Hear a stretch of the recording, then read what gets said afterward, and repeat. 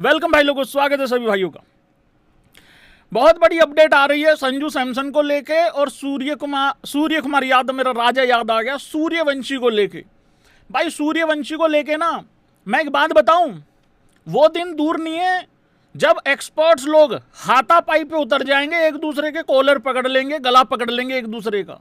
चाहे हमारे देसी एक्सपर्ट्स हों चाहे विदेशी एक्सपर्ट्स हों, सब इतने दुलारे प्यारे बने हुए हैं सूर्यवंशी के कि उसका डेब्यू नहीं हुआ अगर दूसरे मैच में या तीसरे मैच में, तो भाई उसकी तो उम्र सीधी जंप मार जाएगी। जैसे पंप पे जंप नहीं मार जाता होता मीटर, या वैसे मीटर जंप कर देता होता है, तो वो वैसे 38 साल का हो जाएगा सीधा।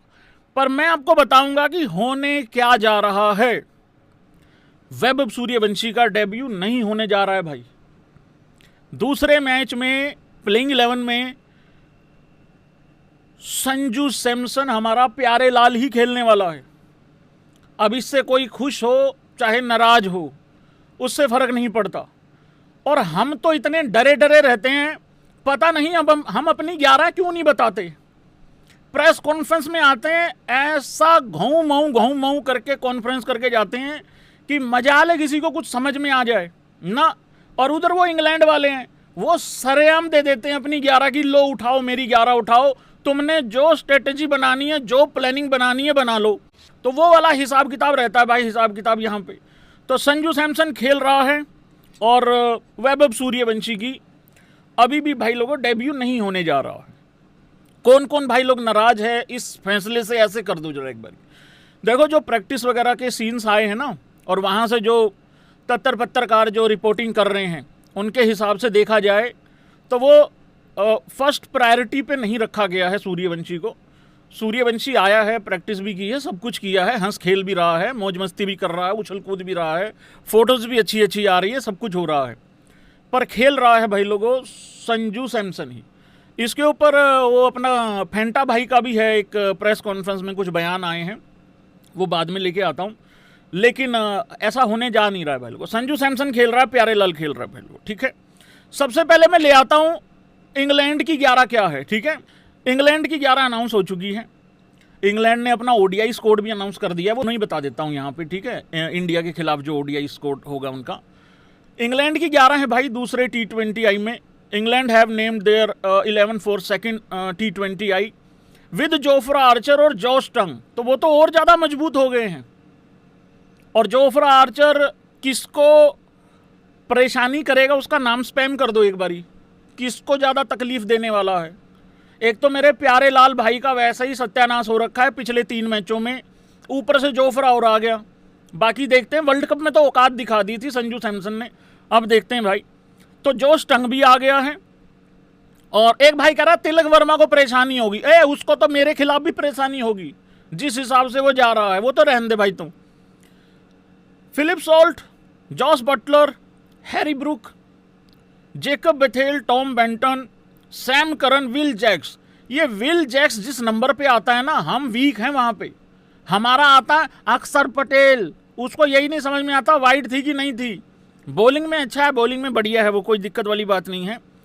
विल जैक्स है, डॉसन है, आदिल रशीद है, जोफ्रा आर्चर है और जॉश टंग है भाई। तो ये है इनकी 11 जो कि दूसरे मैच में खेलने वाली है। इन्होंने अपना ओडीआई स्कोर भी अनाउंस कर दिया है इंग्लैंडियों ने। इंग्लैंड का ओडीआई स्कोर 3 ओडीआई खेल रहे हैं इंग्लैंड ने इंडिया के खिलाफ। इसमें जोफ्रा आर्चर की जाहिर सी बात है, वो तो भाई आ ही गया है। मतलब Rehan Ahmed, Jos Buttler, Will Jacks, Jofra Archer, ये जेम्स कॉल्स करके भी है कोई, शाकिब महमूद है, अतिंगसन है, सैम करन है, आदिल रशीद है, टॉम बेंटन है। अरे वनडे में तो खदेड़ खदूड़ देंगे इनको। किस किस को लगता है या तो 3-0 या 2-1 इंडिया के फेवर में। ओडीआई की टेंशन मत लेना, बहुत बड़े बड़े महारथी बैठे हैं इंडिया के उसमें स्कोर में। अगर प्रिंसों से छूट गया तो रोहित और विराट ना छोड़ें। जिसको लगता है ना विराट कोहली इंजर्ड है, ये है वो, बताएगा वो इनके खिलाफ आगे, देख लेना तुम। तो ओडीआई वगैरह में कोई ज़्यादा टेंशन वेंशन है नहीं है। मेरा तो मन भी नहीं कर रहा स्कोर पढ़ने का, लेकिन फिर भी चलो पढ़ लेते हैं, हल्का नहीं समझना चाहिए किसी को। Sam Curran, Adil Rashid, Tom Benton, Dawson, जो रूट बढ़िया बंदा है। जो रूट के आसपास ही खेलेगी ये टीम। और जो रूट अगर गिर गया फिर इनका पता नहीं, टुल्लो का इनका भरोसा नहीं, ये 270 बनाएंगे या 170 बनाएंगे, तो वो वाला हिसाब किताब है। जेकब बेथेल जनरेशनल टैलेंट है, मतलब उसे बोला जाता है, बेन का डकेट और जोस्टन, ये है भाई लोगों ओडीआई। ठीक है, मैं इसलिए कह रहा हूँ इंडिया इसलिए ज़्यादा मजबूत है ओडीआई में। देखो, एक तो शुभमन गिल और रोहित शर्मा की ओपनिंग पार्टनरशिप हमेशा अच्छी रहती है, करेक्ट है, एग्री। और अगर मान लो ओपनिंग में कुछ गड़बड़ हो भी गई ना, फिर विराट कोहली है वहाँ पे, और अगर टॉप 3 के 3 भी धरे गए भाई, फिर राहुल भी है, अय्यर भी है, तो मेरे को नहीं लगता कि इतना कुछ खराब होने वाला है। और जब जब रोहित और विराट दोनों आउट होंगे, तुम देख लेना दमाद जी पे आएगा सारा का सारा प्रोग्राम। हाँ, मेरे राहुलिया के ऊपर ही आना है सारा का सारा सिस्टम, उस तरीके से देख लेना तुम। तो भाई लोगों, ये है सिस्टम। तो ओडीआई में ज़्यादा घबराने की जरूरत है नहीं है। T20 में है ये टीम मुकाबले की। T20 में तो भाई लोगों बहुत तगड़ा मुकाबला होने वाला है, मतलब ये तो बात माननी पड़ेगी। फेंटा भाई आया था प्रेस कॉन्फ्रेंस में, मैं एक बारी वो चीज़ लेके आता हूँ। हाँ, वैभव सूर्यवंशी पे क्या बोला है फेंटा, वो एक बारी देख लेते हैं भाई लोगों। एक तो ये आदमी प्रेस कॉन्फ्रेंस में आता है और वो टेंडा आता है, मेरे तो समझ में नहीं आता ये आते क्यों है भाई। आई थिंक ही, मतलब वो सूर्यवंशी के बारे में बात कर रहे हैं, filled in very very well. You know, I think if you follow the boys on Instagram, there is already a lot of photos being posted with him especially. At the nets as a 15 years old at the international stage, it can be intimidating. But I think just the couple of nets we have had, it's been very impressive. अरे फेंटा वो world IPL में हर बड़े bowler को कूच के आया है, ये nets में इंप्रेसिव हो ही जा रहा है अभी तक। फेंटा ने एक बात और अच्छे से बोली है, ये ज़्यादा इंपॉर्टेंट है, वो तो हुई थी।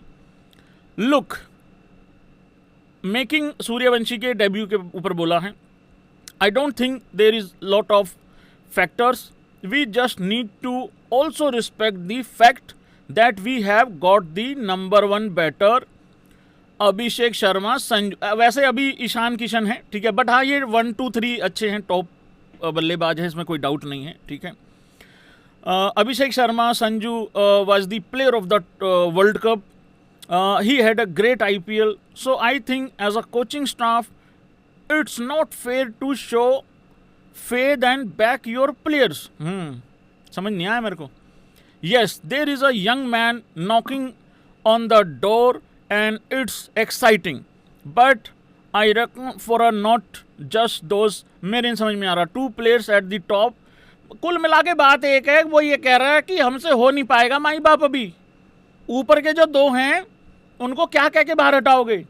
और मैं आपको गारंटी देता हूँ जब बात आएगी हटाने की, संजू ही हटेगा, देख लेना। और संजू का आईपीएल अच्छा थोड़ी था यार भाई, यार ये फेंटा कह रहा है ग्रेट आईपीएल गया संजू का। नहीं ओए, ग्रेट गया है, अच्छा गया था, उसने तो सेंचुरी बनाई थी। ये चेन्नई वाले जो 5-7 पॉइंट लेके गए हैं उसमें से 2 पॉइंट छोड़ दो तो बाकी संजू के ही थे। मतलब अबे उसने ओवरऑल ग्रेट नहीं बोला, उसने चेन्नई को मद्देनजर रख के बोला है कि ग्रेट गया है। अगर चेन्नई के लक्षण देखोगे फिर वो ग्रेटेस्ट ही गया उसका आईपीएल, क्योंकि 37 में 20 अगर कप्तान बनाता है और संजू अगर सेंचुरी बनाता है और जिता के लाता है तो वो ग्रेट ही होता है। बेसिकली वो भी मार के गया उनकी, मतलब उस तरीके से, तुम्हें समझ में आ नहीं रहा है। और भाई मैंने एक चीज और बोली थी, वैभव सूर्यवंशी कलेश देखो किस लेवल पे चल रहा है। मैं कुछ दिखा रहा हूं तुम लोगों को, जरा ध्यान से देखना, मतलब उस तरीके से, ठीक है।